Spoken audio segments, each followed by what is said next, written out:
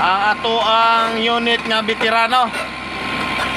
Asa mo mangitag unit inana, ang aircon niya pangbalay. Nangutana ko sa operator, okay bang aircon? Okay pa kayo sa okay, kay pertig yung bugnawa. Dako ka na inverter gigamit ana guys, para lang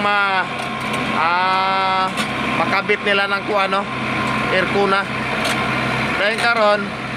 balik na sa diya kay lipihan niya ng bangag sa bird pile. Mo na rebar kits giibot na pod ito sa nila kay hugasan na bangag kay daghan man ang mga nilugdang mga lapok siyempre naman ay mga minilugdang mao na nga gibalik ka para kuhaon to mga lapok kay taud-taud magbuhos naman mi ani mahuman na sila diha magprepare po ko sa mga items nga gamitos para pambuhos mana karon kaya tao na ng bakit yan ang bakit na wala na yung ngipon ng bakit na dahil katong crane nito kahulat raputo siya huwag mahuman na sila kaya mahuman na sila ilan na to ibutang tong rebar so dilira ka nila di ane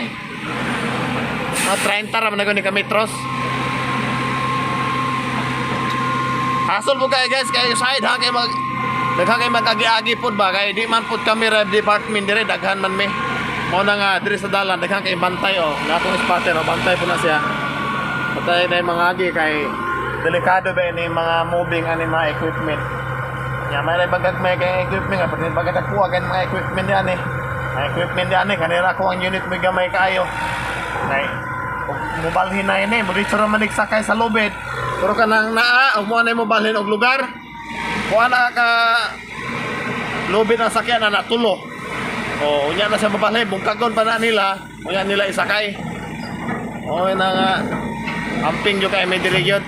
maulan to muna itong update karon Sabado ugma wala tay trabaho so pahulay ta ugma